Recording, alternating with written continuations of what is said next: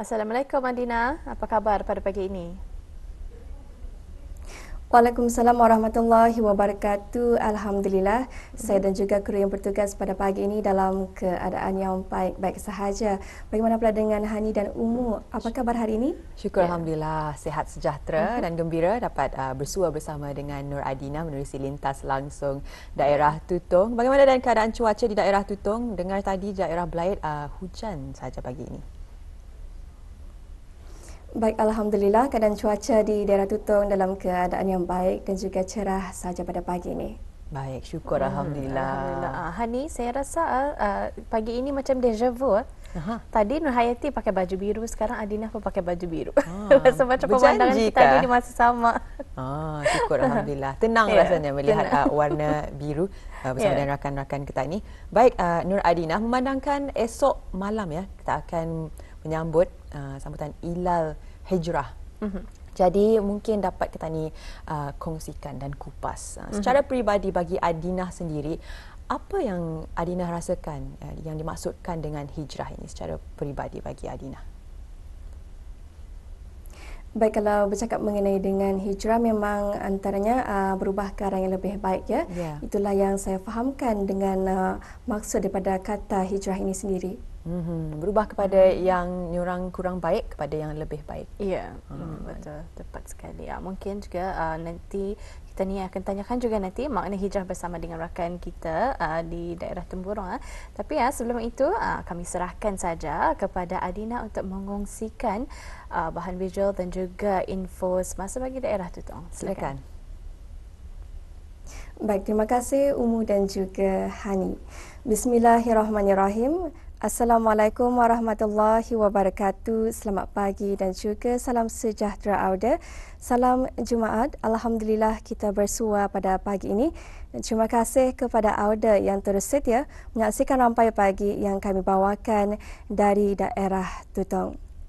Dan Auda di pagi Jumaat yang penuh berkah ini didoakan buat kita semua agar dibukakan pintu-pintu rezeki dan juga pintu-pintu kebaikan pada hari ini dan juga hari-hari akan mendatang, dan semoga apapun urusan yang hendak Auda lakukan pada pagi ini akan dipermudahkan dan juga akan dapat berjalan dengan lancar.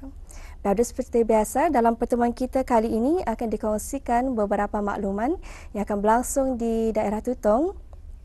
Itu akan berlakunya penutupan jambatan di Jalan Lubuk Pulau daerah Tutong yang disebabkan oleh kerja-kerja penyelenggaraan di jambatan berkenaan yang akan berlangsung sehingga 13 Julai 2024. Jadi para pengguna jalan adalah dinasihatkan untuk menggunakan jalan alternatif dan mematuhi papan tanda arahan jalan raya serta had kelajuan yang telah pun ditetapkan.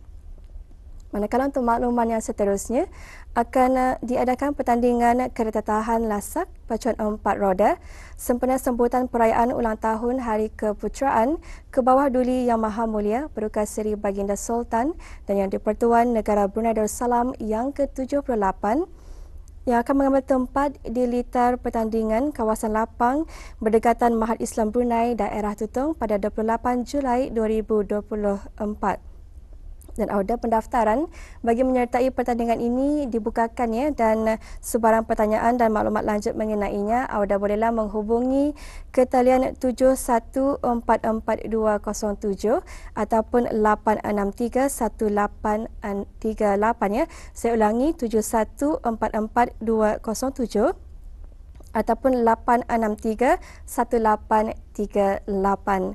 Pada itulah dua makluman yang dikongsikan untuk pagi ini, dan untuk seterusnya kita akan beralih untuk ikuti satu bahan visual yang telah pun kami sediakan untuk Auda bagi edisinya untuk pagi ini. Mari kita saksikan bersama.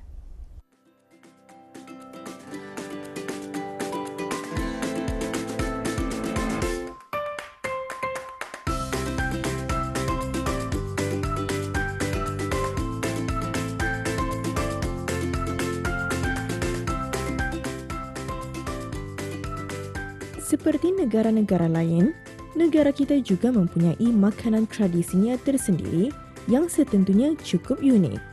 Kuih-muih tradisi tempatan mempunyai pelbagai jenis terkenal dalam kalangan masyarakatnya kerana ia mudah diperolehi.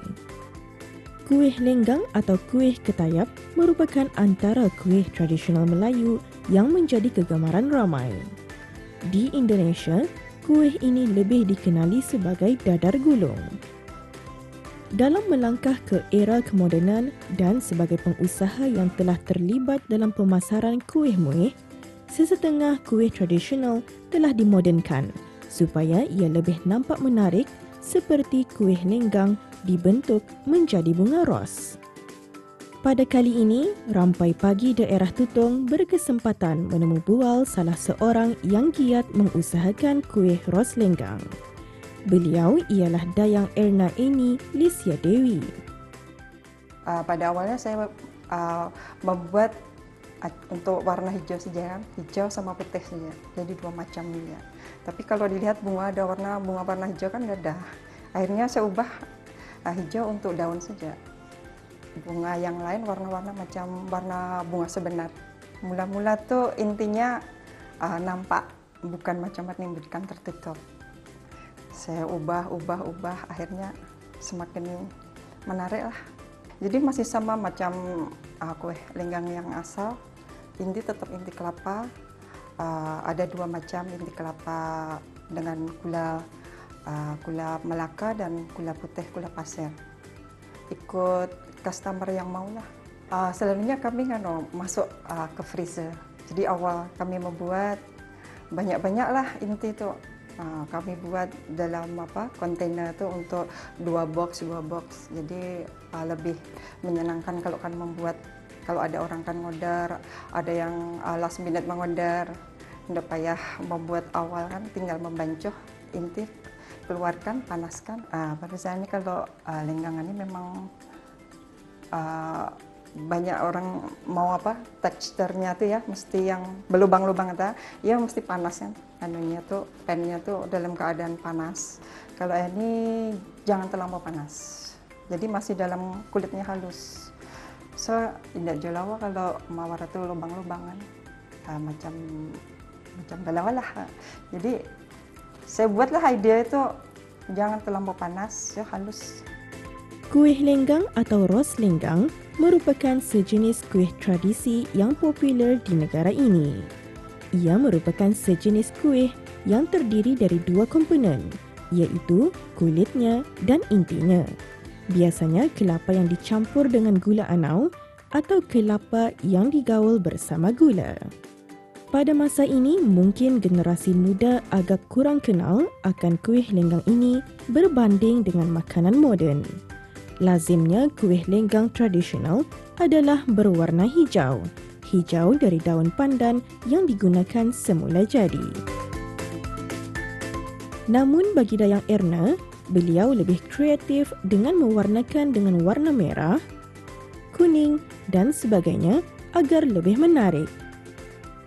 Apa yang unik adalah kreativiti pembuatnya dan cara bagaimana menghidangkannya.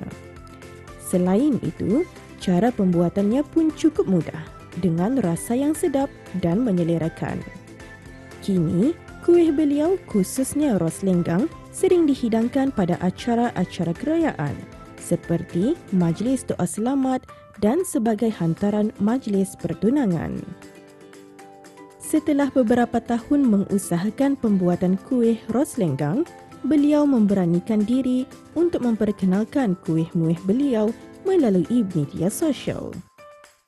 Selain menjual kuih ros lenggang, Dayang Erna juga menjual beberapa lagi kuih tradisi tempatan seperti apam nasi, wajit dan bermacam jenis lagi kuih muih. Bagi Dayang Erna, beliau sangat berbesar hati atas tempahan dari pelanggannya yang datang dari luar daerah semata-mata untuk mengambil pesanan kuih mereka ke rumah.